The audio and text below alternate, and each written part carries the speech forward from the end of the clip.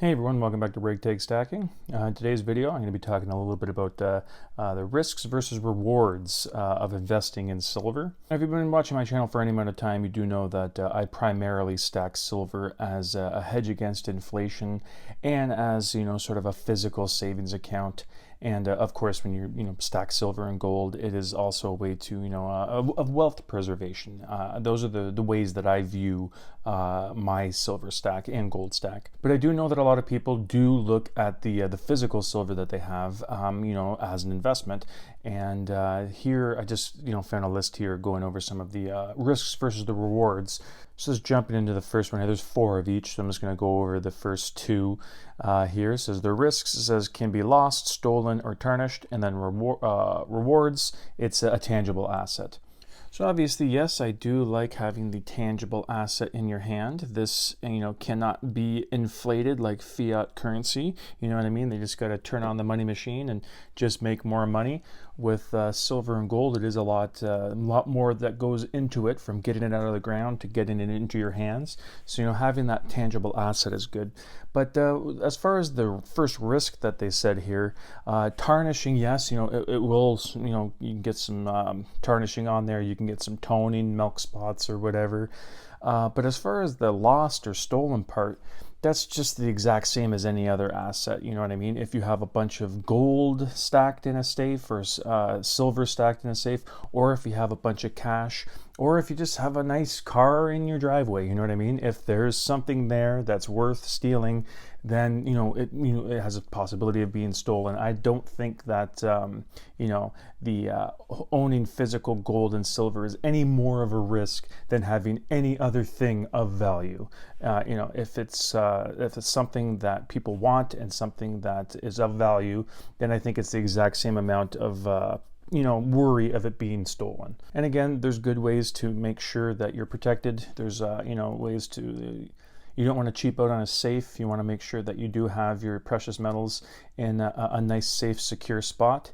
And then, of course, homeowners, and, if you have a family, there are other ways of protecting all of those things as well, that, you can make sure that you cover all of your bases to negate any of that happening.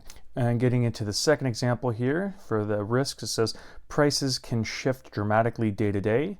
And then the rewards is reliable in times of instability.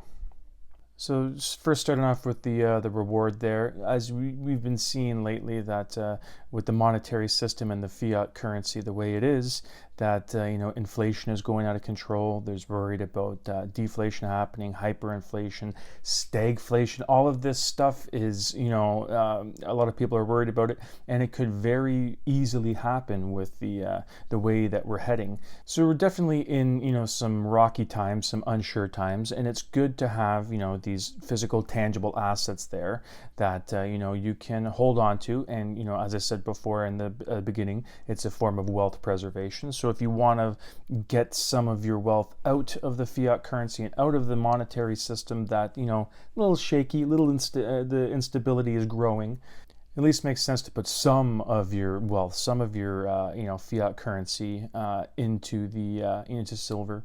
And then the risk they talked about was the prices can be shifted dramatically day to day. It can be dramatically changed up or down, you know what I mean? And especially with silver, where it's, obviously less expensive than gold. So the percentage point that the spot price of silver can move compared to gold is quite a bit, you know what I mean? It would have to take a lot of movement for gold to move 10%, but not as much movement for silver to do so. And that kind of just goes right into the third point that they were going on here for the risks. It was smaller market for buying and selling, and then the rewards would be should retain value if stocks plunge. So it says smaller market, and I suppose it's more of like a niche thing. There's not a lot of, just in the broad general sense, I guess I get where they're coming from, where it's not a big market.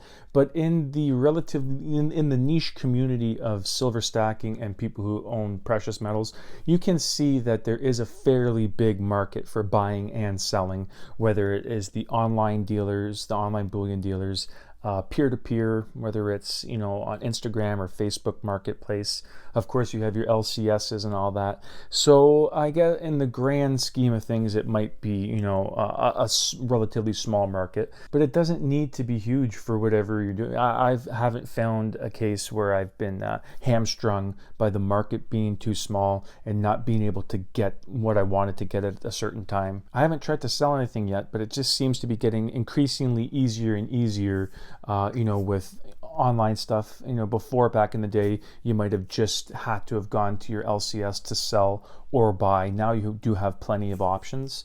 So I kind of disagree with that one being a risk, because there are plenty of outlets and plenty of ways to pick up and sell the silver. At least that's what I've noticed since I've been starting stacking. And then down here, and then the last one, risks. It says storage can be costly, but the rewards here is more affordable than gold. So yes, I talked about that before, how silver is much, much more affordable than gold. I'm not saying that silver is better than gold in any way or anything like that, or, you know, you should be stacking silver over gold. I'm not saying that, but, you know, that is one big pro that comes with silver, is the price. It's a lot more reasonable and manageable for people to get in with silver and then slowly start, you know, putting some budget away, putting some money away to pick up some gold, because I do pick up both, but primarily I am a silver stacker, and it does help that, you know, the prices on it make it so that I can frequently buy, and my stack grows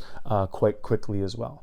But yes, as far as storage being costly, or storage can be costly, it's true. You know, if you don't have the room at your house or the place that you own, or if you just don't want to have it there, and you want to have it off site, then yes, there's going to be fees, monthly charges, whatever it is, you're going to have to pay money to store your silver off site. But, you know, if you do want to have it in your house on site, it could be costly still. As I said earlier in the video, you do not want to be cheaping out on the storing and securing your silver. So you don't want to get some cheap, like $50 safe off of Amazon or something like that. That might be good for a diversion safe if you want. You can pick up one of those things and then just throw, you know, not valuable stuff in there, but if you just want to keep stuff away, you can just throw whatever in there and have it around. I know a lot of people have diversion safes, but if you're going to be putting your precious metals into something, you're going to want to make sure it's not just something that can be broken into easily or whatever it is. You're going to want to make sure you spend the money to secure what you have. And again, best places, find the best spot. If you can bolt it to the ground, that's even better. So yes, I don't see this being too big of a problem or too big of a risk for a lot of silver stackers, because they do prefer, a lot of them, I've seen a lot of videos and channels talking about how they store and put it away. Not a lot of them are looking for it off-site. You know, they want to make sure that they can have it. They don't have to make extra stops in case, you know, SHTF situations happen, things like that. They're not going to be wanting to make those extra steps to pick up their silver. They just want to, you know, grab and go, and there it goes. So this might not be too big of a risk with that, but yeah, those were the 4 points that they said in this article. So yeah, let me know in the comments what you guys think. I do know I've done some videos talking about, you know, investing versus how I stack. I've mentioned it with the physical savings and the hedge and stuff like that. So I have made some videos comparing the two methods, but this one is specifically talking about, you know, risks and rewards when it comes to investing. So I'd like to hear from you in the comments if you have anything to say. And like I said, I always enjoy talking with you guys in the comments. But yes, that is it for today's video. Thank you so much for watching, and I hope you come back for the next one. Thank you.